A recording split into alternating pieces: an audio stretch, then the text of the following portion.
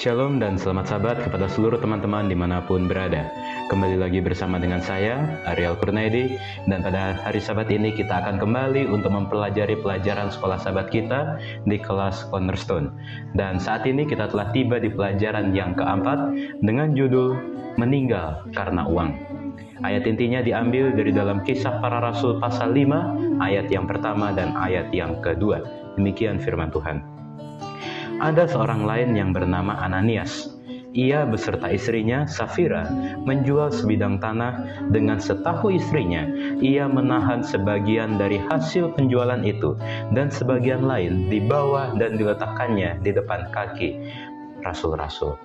Nah, teman-teman, pada hari Sabat ini kita akan mempelajari kisah tentang sepasang suami istri yang telah disebutkan di ayat inti tadi, yang bernama Ananias dan Safira. Pada saat itu, ada sekumpulan orang percaya yang mereka ini sehati, sepikir, dan sejiwa. Dan di antara mereka tidak ada seorang pun yang berkata bahwa sesuatu dari kepunyaannya itu adalah miliknya sendiri. Tetapi segala sesuatu adalah kepunyaan mereka bersama. Kita boleh lihat bagaimana sangat kompaknya kumpulan orang percaya pada saat itu.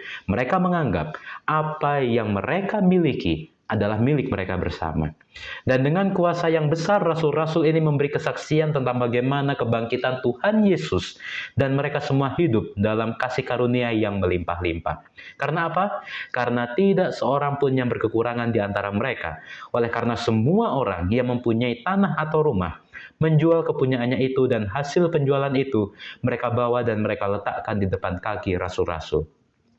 Dan ketika mereka telah meletakkannya di kaki rasul-rasul, maka hasil daripada penjualan itu mereka bagi-bagikan kepada setiap orang sesuai dengan kepunyaannya.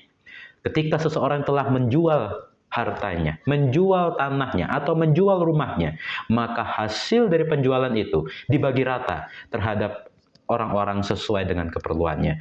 Pada saat itu ada yang bernama Yusuf yang orang-orang sering sebut Barnabas. Orang ini, si Yusuf ini juga menjual ladang miliknya, dan dia membawa hasil penjualannya itu dan meletakkannya di depan kaki rasul-rasul. Dan selain Yusuf, nah inilah sepasang suami istri yang bernama Ananias dan Safira. Mereka ini mempunyai sebidang tanah dan mereka menjual tanah itu. Dan dengan setahu istrinya, Ananias menahan sebagian dari hasil penjualan itu. Ketika teman-temannya yang lain mereka membagikan sepenuhnya hasil daripada penjualan itu, berbeda dengan Ananias. Ananias menahan sebagian hasil penjualannya itu, dan sebagian lagi barulah ditaruh di depan kaki rasul-rasul. Nah, pada saat itu Petrus yang mengetahui akan hal itu berkata kepada Ananias, "Mengapa hatimu dikuasai iblis sehingga engkau mendustai Roh Kudus dan menahan sebagian dari hasil penjualan tanah itu? Selama tanah itu tidak dijual, bukankah itu tetap kepunyaanmu? Dan setelah dijual, bukankah hasilnya itu tetap dalam kuasamu? Mengapa engkau merencanakan perbuatan itu dalam hatimu? Engkau bukan mendustai manusia, tetapi mendustai Allah." Dan ketika mendengar akan ucapan Petrus itu, maka seketika itu juga rubuhlah Ananias, terjatuh dan putuslah nyawanya. Orang-orang yang ada di sekitar tempat itu yang melihat kejadian itu, mereka menjadi sangat ketakutan. Dan datanglah beberapa orang muda untuk mengafani mayat itu, mengusungnya keluar dan pergi menguburnya. Setelah peristiwa penguburan Ananias ini, kira-kira 3 jam sesudah hal itu, maka masuklah istri Ananias. Tetapi ia tidak tahu apa yang terjadi sebelumnya, bagaimana Ananias telah meninggal dan dia telah dikuburkan. Dan kata Petrus kepada istri daripada Ananias ini yang bernama Safira ini, "Katakanlah kepadaku, dengan harga sekiankah tanah itu kamu jual?" Dan Safira menjawab, "Betul, sekian." Kemudian Petrus kembali berkata, "Mengapa kamu berdua sepakat untuk mencobai roh Tuhan? Lihatlah, orang-orang yang baru mengubur suamimu berdiri di depan pintu, dan mereka akan mengusung engkau juga keluar." Dan ketika Petrus selesai mengatakan hal itu, seketika itu juga hal yang terjadi kepada Ananias terjadi juga kepada Safira. Safira akhirnya dia rubuh dan akhirnya putuslah nyawanya. Dan ketika orang-orang muda itu masuk, mereka mendapati dia sudah mati. Lalu mereka mengusungnya keluar dan menguburnya di samping suaminya.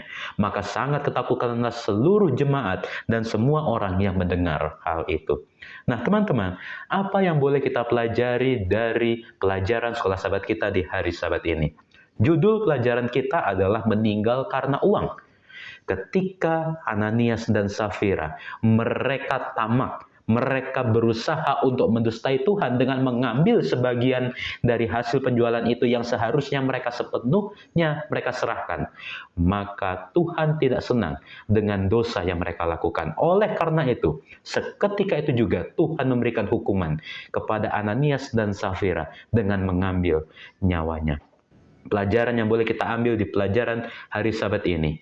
Ketika kita memiliki harta, ketika kita memiliki kekayaan, ketika kita memiliki berkat dari Tuhan, bagikanlah berkat itu kepada sesama kita. Apakah itu kepada yang membutuhkan ataupun kepada teman kita yang mungkin juga sama-sama dengan kita memiliki berkat. Tetapi kepada siapapun itu, bagikanlah berkat itu. Janganlah menjadi orang yang tamak seperti Ananias dan Safira. Karena Tuhan tidak senang dengan orang-orang yang tamak. Dosa yang sama mungkin juga sering terjadi di zaman sekarang ini. Tetapi mungkin hukuman Tuhan tidaklah seperti yang Tuhan lakukan kepada Ananias dan Safira. Tetapi hukuman Tuhan itu tetap akan Tuhan berikan dengan cara yang berbeda ketika kita tidak menurut akan firman Tuhan. Ketika kita mencoba untuk melanggar firman Tuhan. Dalam hal ini, dalam ketamakan. Oleh karena itu, ketika kita menjadi anak-anak Tuhan, jadilah orang yang mudah memberi, jadilah orang yang murah hati, janganlah menjadi orang yang tamak, karena Tuhan tidak senang dengan orang-orang yang tamak. Demikian pelajaran sekolah sahabat kita pada hari Sabat ini, dan kalau teman-teman menyukainya silakan untuk di like videonya, dan yang belum subscribe saya ingatkan untuk di subscribe agar teman-teman boleh mendapatkan notifikasi apabila ada video yang terbaru. Sampai jumpa di pelajaran yang selanjutnya. Tuhan memberkati.